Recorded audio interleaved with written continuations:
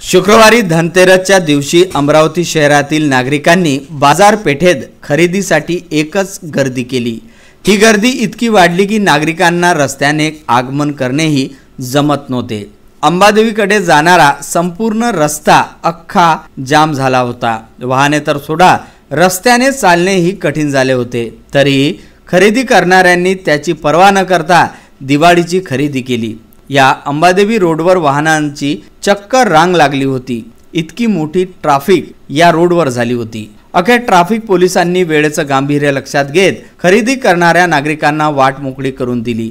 यावेळेस शहरातील पोलीस कर्मचाऱ्यांनी चांगली कामगिरी करून ट्रॅफिक जामवर नियंत्रण मिळवले। नागरिकांनीही चांगला प्रतिसाद देत वाहन चालकांसाठी रस्ता मोकळा करून दिला व तब्बल अर्धा तास खोळंबलेली ही ट्रॅफिक पुन्हा सुचारू झाली।